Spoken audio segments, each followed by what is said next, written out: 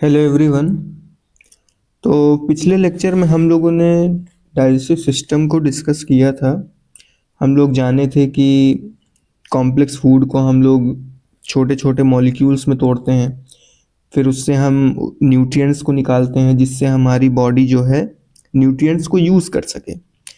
फिर उसके बाद जो अनडाइजेस्टेड जो फूड होते हैं एक तरह से वो वेस्ट होते हैं, तो उसको फिर बॉडी जो है बाहर निकाल देती है एनएस के थ्रू। तो ये सारी चीज़ें हम लोगों ने पिछले लेक्चर में समझी थी। तो अब हम लोग नेक्स्ट लेक्चर में समझते हैं आगे उसके। तो चलिए शुरू करते हैं। देखिए, डाइजेस्टिव सिस्टम जो है मेनली दो टाइप से दो पार्ट्स होते हैं उसके। एक हमारा एलिमेंट्री कैनाल होता है, इसको आहार नाल बोलते हैं, और एक डाइजेस्टिव ग्लैंड होती है, इसको पाचक ग्रंथियां बोलते हैं। ठीक है। एलिमेंट्री कैनाल क्या होता है, एक तरह से पाइप टाइप का होता है जो माउथ से स्टार्ट होके हमारा लार्ज इंटेस्टाइन तक होता है। ठीक है ना, ये हमारा 9 मीटर का होता है, इसको आप याद रखिए। और तो इसमें क्या होता है, एलिमेंट्री कैनाल में फूड पास होता है। पहले माउथ से ये ईसोफेगस में गया, फिर स्टमक में गया, फिर स्मॉल इंटेस्टाइन, फिर लार्ज इंटेस्टाइन। तो मेनली इसमें क्या है कि जो फूड होता है ऐसे पास होता है माउथ से ईसोफेगस, ईसोफेगस से स्टमक, फिर स्मॉल इंटेस्टाइन, फिर लार्ज इंटेस्टाइन। ये चीज़ें होती हैं। और डाइजेस्टिव ग्लैंड्स क्या करती हैं, ये हमारा डाइजेशन कराने में हेल्प करती हैं। इनसे एंजाइम्स निकलते हैं, वो हेल्प करते हैं डाइजेशन कराने में। ठीक है ना, उसको तोड़ने में, फूड को तोड़ने में। ठीक है ना। तो हम लोग अब धीरे धीरे आगे बढ़ते हैं। सबसे पहले हम लोग माउथ को स्टार्ट करेंगे, क्योंकि माउथ से ही सबसे पहला डाइजेशन स्टार्ट होता है कि नहीं। तो सबसे पहले हमको माउथ ही पढ़ना चाहिए, तो हम लोग माउथ को पढ़ते हैं। ठीक है। तो चलिए, तो अब हम लोग माउथ को पढ़ते हैं। माउथ क्या होता है, एक तरह से एक्सटर्नल पॉइंट होता है, एक्सटर्नल ओपनिंग। ठीक है, जहाँ से फूड की एंट्री होती है बॉडी में। इसकी डिफिनेशन की बात करें तो the entry point through which food enters the body. एक तरह से क्या कर रहा है, ये डोर का काम कर रहा है, जहाँ से क्या हो रहा है, फूड अंदर जा रहा है बॉडी में। ये चीज़ होती है। तो बकल कैविटी क्या है, बकल कैविटी वो होता है जो माउथ के अंदर जो स्पेस है ना, जो खाली स्पेस है, जो खाली जगह है, उसको बोलते हैं हम बकल कैविटी। इसमें जो है तीन चीज़ें होती हैं, एक टीथ होता है, टंग होता है, और हमारी स्लाइवरी ग्लैंड्स होती हैं। ठीक है।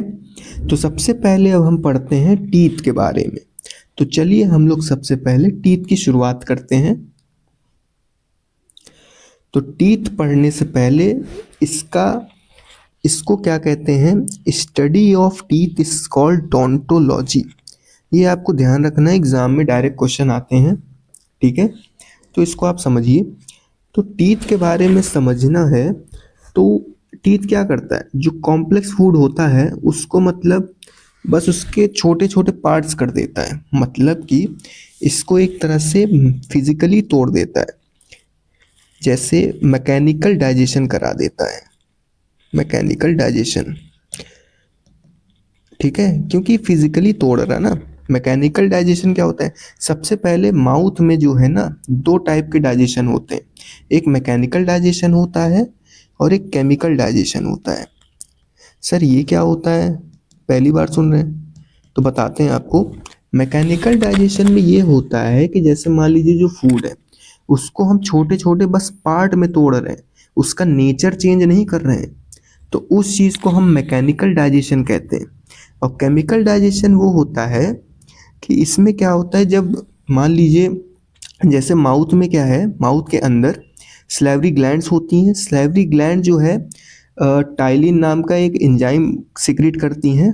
वो क्या करता है, जो फूड होता है उसका जो है एक तरह से उसका नेचर ही चेंज कर देता है। जैसे क्या होता है, जो कार्बोहाइड्रेट होता है, कार्बोहाइड्रेट कार्बोहाइड्रेट को किस में चेंज कर दिया, माल्टोज, माल्टोज में चेंज कर दिया।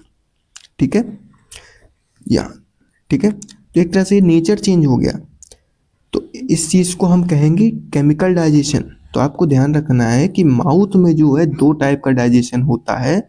एक मैकेनिकल डाइजेशन होता है जो फिजिकली बस बिन इसमें एंजाइम अभी मिक्स नहीं है, फिजिकली बस छोटे छोटे पार्ट्स को तोड़ दिया, मतलब फिजिकल ब्रेकडाउन हुआ इसका।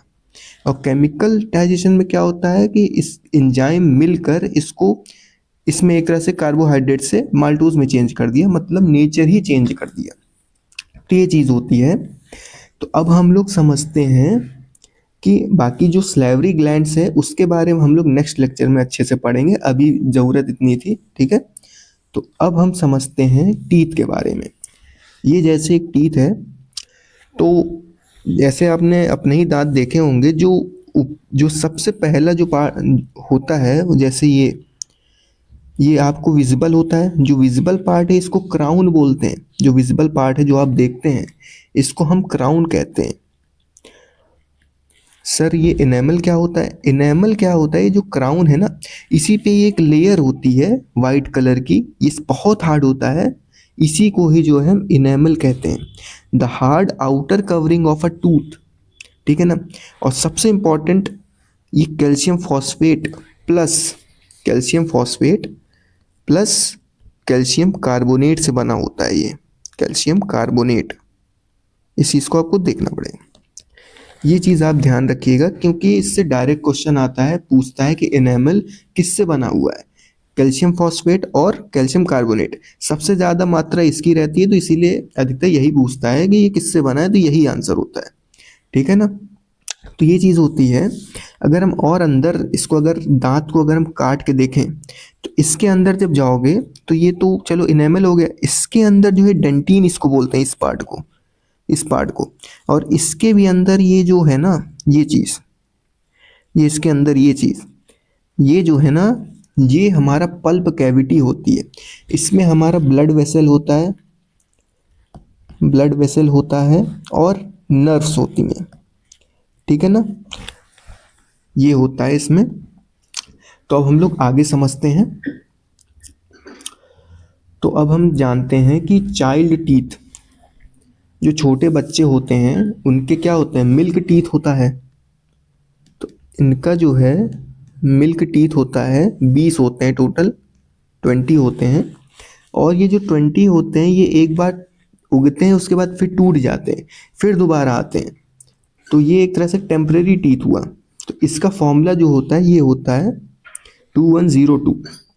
इसमें जैसे कि मान लीजिए 10 ऊपर होते हैं, ये जैसे दांत है, ठीक है, ये मान लीजिए दांत है, 5 इधर हो गए और ये 5 इधर हैं, ऐसे करके मान लीजिए दांत है 5 इधर, और सेम इसी तरह इधर, और सेम इसी तरह इधर। तो जो सबसे पहले जो दो होते हैं इधर राइट साइड में, इसको इंसीजर बोलते हैं, और ये इसको कैनाइन बोलते हैं, ये कैनाइन, ठीक है। और ये बाकी जो ये दो होते हैं ये हमारे मोलर होते हैं, ठीक। ऐसे ही सेम 2 इंसीजर इधर होते हैं नीचे साइड, और एक कैनाइन इधर होते हैं नीचे साइड, और 2 मोलर होते हैं। ध्यान रखिएगा इसमें प्री मोलर नहीं होते हैं, इसलिए यहाँ 0 लिखा है।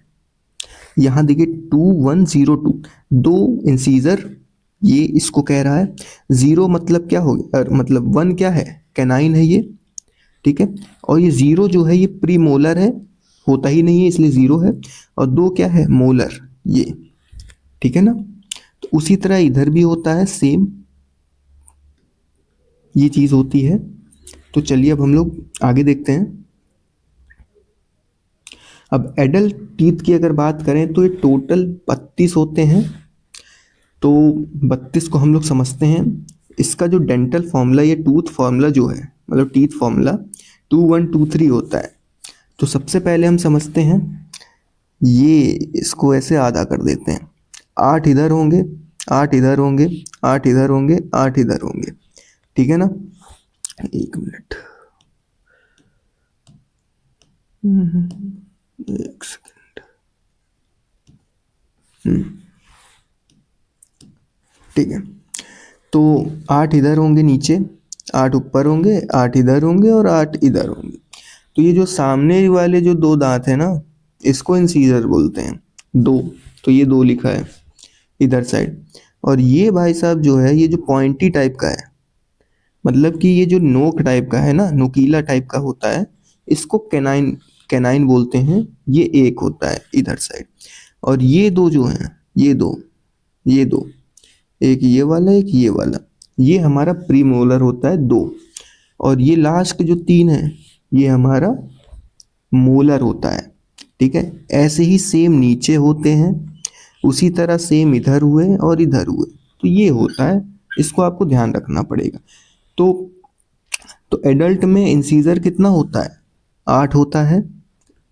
और इसका काम क्या होता है? ये कट करता है फूड को। जैसे आप सेब खाते हैं तो उसको ऐसे सामने से काटते हैं ना, ये वाले जो दांत होते हैं, ये इंसीजर ही तो है। ये 2 इधर होते हैं, 2 इधर होते हैं ऊपर, टोटल 4 ऊपर हो गए, और 2 इधर और 2 इधर, टोटल 4 नीचे हो गए, टोटल 8 हो गए। ठीक है ना। और इसी इंसीजर को, क्योंकि सामने होते हैं ना, जब आप स्माइल करते हैं सबसे यही दिखता है सामने, तो इसीलिए इसको स्माइलिंग टीथ भी बोलते हैं। स्माइलिंग टीथ, इस चीज़ को ध्यान दीजिएगा। इसका काम क्या होता है? इसका फंक्शन होता है कटिंग फूड। ठीक है। अब कैनाइंस की बात करें तो एक कैनाइन इधर है, एक कैनाइन इधर, ये 2 इधर हो गए, और ये हमारा एक कैनाइन इधर, एक कैनाइन इधर, 2 इधर हो गए, टोटल 4 होते हैं। ये फाड़ देता है। ठीक है ना। जो भी खाना खाते हो आप, ये क्या करते हैं? मतलब कट नहीं, ये फाड़ देता है, टीयरिंग फूड। ठीक है। और प्रीमोलर क्या करता है? ये जो 2 दांत है ना, ये ये दो ये 2 जो हैं, इसको प्रीमोलर कहते हैं। 2 इधर होते हैं, उसी तरह सेम 2 ऊपर, इधर साइड भी और इधर साइड भी। ठीक है। तो टोटल ये 8 होते हैं।